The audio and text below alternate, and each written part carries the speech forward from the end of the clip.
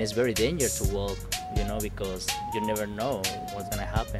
The last attack that happened, which was at 5:30 in the afternoon, that kind of really struck a chord.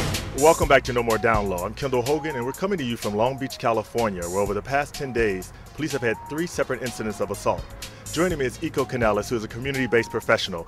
Thanks for joining me. Thank you. How you doing? I'm doing well, thank you. Let me ask you a question. So what's your take on the violence here in this, what most people would consider a really friendly and nice neighborhood? I think it's very hurtful and disappointing, a little bit scary. Long Beach isn't a place where you would think that these types of acts of violence would occur.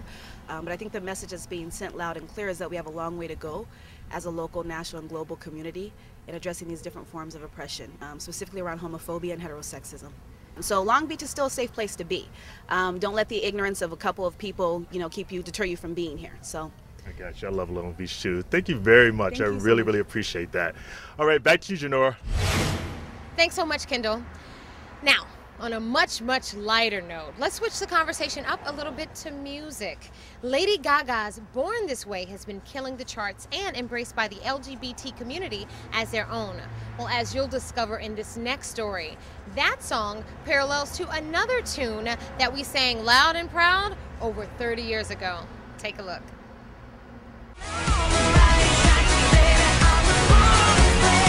Taking nothing away from Lady Gaga, the June release of her gay-adopted album, Born This Way, pulled in $1.11 million in sales in its first week.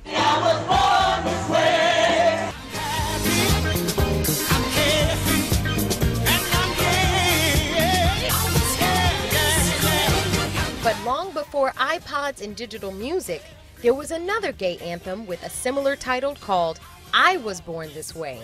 It was performed by Motown recording artist Carl Bean.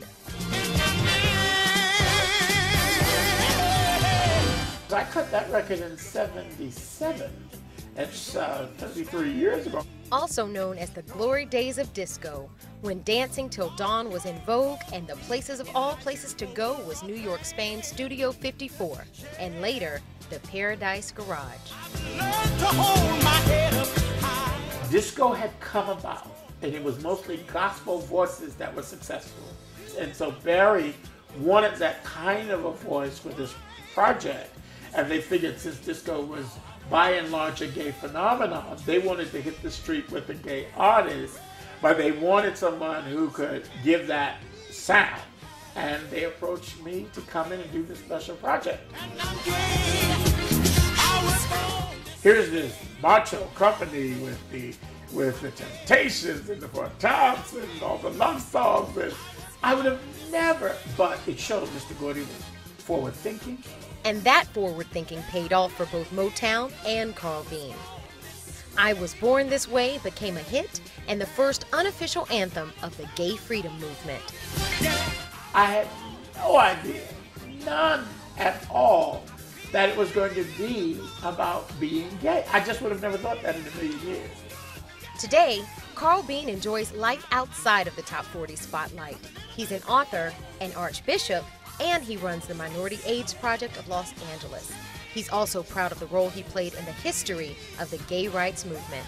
And I asked God to give me words that would move it from shake a tail feather to joy about us embracing each other as a human family. And that's how it came out.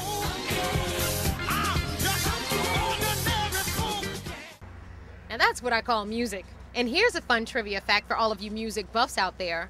The instrumental music behind Carl Bean's I Was Born This Way was recorded by none other than MFSB, also known as the Sound of Philadelphia. Did you know that, Kendall?